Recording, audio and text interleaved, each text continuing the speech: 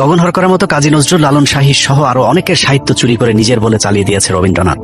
অনেকেই মনে করেন কাজী নজরুল ইসলামের শেষ বয়সে কথা বলতে না পারার পেছনেও রবীন্দ্রনাথের হাত রয়েছে। রবীন্দ্রনাথের বোনকে কাজী নজরুল ইসলামের পেছনে লেলিয়ে দিয়ে কাজী নজরুলের অনেক সাহিত্য কর্ম চুরি করেছিলেন রবীন্দ্রনাথ, যেটাকে পরবর্তীতে তিনি নিজের নামে চালিয়ে দিয়েছেন। কাজী নজরুল যেহেতু শেষ বয়সে কথা বলতে পারেননি, যে কারণেই এসবের বিরুদ্ধে কোনো প্রতিবাদ করতে পারেননি আমাদের জাতীয় কবি কাজী নজরুল ইসলাম। রবীন্দ্রনাথের অধীনে থাকা প্রজাদের সাথেও চরম বৈষম্যমূলক আচরণ করতেন। বিশেষ করে নিম্নবর্ণের হিন্দু এবং মুসলমান প্রজাদের উপর বর্ণবাদী আচরণ চালিয়েছে রবীন্দ্রনাথ। মুসলমানদেরকে তো রবীন্দ্রনাথ মানুষই মনে করতেন না। মুসলিম অধ্যুষিত পূর্ব বাংলার মানুষকে নিয়ে বহুল আলোচিত সেই উক্তি, 7 কোটি সন্তানের হে মুগ্ধ জননী, রেখেছ বাঙালি করে মানুষ করণী। রবীন্দ্রনাথ কতটা মুসলিম বিদ্বেষী ছিল এটাই তার জ্বলন্ত প্রমাণ। তারপরেও বাংলাদেশের ভারতীয় দালালেরা রবীন্দ্রনাথকে বর্ণবাদী বলতে নারাজ, অথচ রবীন্দ্রনাথ ছিল ভারতীয় বর্ণবাদীদের প্রধান পৃষ্ঠপোষক। তো রবীন্দ্রনাথ ঠাকুর ঢাকা বিশ্ববিদ্যালয়ের প্রতিষ্ঠার বিরোধিতা করেছিলেন কি করেন নাই, এই বিষয়ে মীমাংসা করার জন্য রমেশচন্দ্র মজুমদারই যথেষ্ট।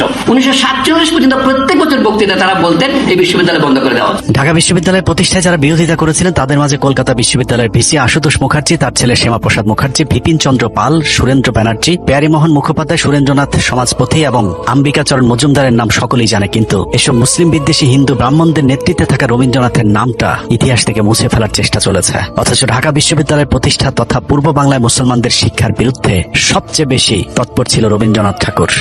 মুসলমানরা যদি লেখাপড়া শেখে তাহলে কায়েদ বাহনের মর্যাদা থাকে। আমরা অনেক তথ্য পেয়েছি যে তথ্যের মধ্যে রবীন্দ্রনাথ এবং ঢাকা বিশ্ববিদ্যালয়ের বন্ধন অনেক সুদৃঢ় হয়েছিল। 1912 খ্রিস্টাব্দে 28শে মার্চ কলকাতার গড়ের মাঠে এক বিশাল জনসভা হয়েছিল। ঠিক তার 2 দিন পূর্বে আরেকটি গুরুত্বপূর্ণ মিটিং হয়েছিল, যেখানে চূড়ান্ত সিদ্ধান্ত নেওয়া হয়েছিল যে ঢাকায় বিশ্ববিদ্যালয় হতে কোনোভাবেই দেওয়া যাবে না। গুরুত্বপূর্ণ সভায় হিন্দু নেতারা উপস্থিত ছিলেন নতুন রাজ্য পুনর্গঠনে ঢাকা বিশ্ববিদ্যালয় প্রয়োজন কিনা বা শিক্ষা বিষয়ে করণীয় কি আলোচনার জন্য। নীরজচন্দ্র চৌধুরী লিখেছেন, 1912 সালের 28শে মার্চ গড়ের মাঠের ওই সমাবেশের সভাপতি ছিলেন রবীন্দ্রনাথ ঠাকুর। ডক্টর রমেশচন্দ্র মজুমদার লিখেছেন, কলকাতা বিশ্ববিদ্যালয়ের ভিসি আশুতোষ মুখার্জির নেতৃত্বে ভাইসরয় লর্ড হার্ডিন্সকে 18 বার স্মারকলিপি দিয়ে চাপ সৃষ্টি করেছিল কোনোভাবেই যেন ঢাকা বিশ্ববিদ্যালয়ে প্রতিষ্ঠা করতে না দেওয়া হয়। ওই সময় রবীন্দ্রনাথেরা ঢাকা বিশ্ববিদ্যালয়কে বিদ্রুপ করে মক্কা বিশ্ববিদ্যালয় ডাকতেন।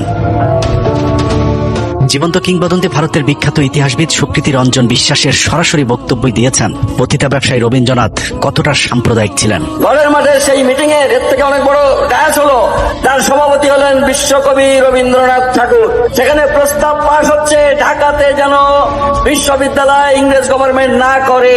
18 বার স্মারকলিপি দিয়েছিল যাতে ঢাকাতে ইউনিভার্সিটি না। এসব প্রমাণের বিরুদ্ধে অবশ্য সোনাগাছিতে জন্ম নেওয়া বাংলাদেশি রাজনীতিবিদ, পেশাজীবী, বুদ্ধিজীবীরা কাউন্টার ন্যারেটিভ তৈরি করেছেন। তাদের মতে রবীন্দ্রনাথ ছিল অসাম্প্রদায়িক, শিক্ষানুরাগী, সার্বজনীন একজন কবি।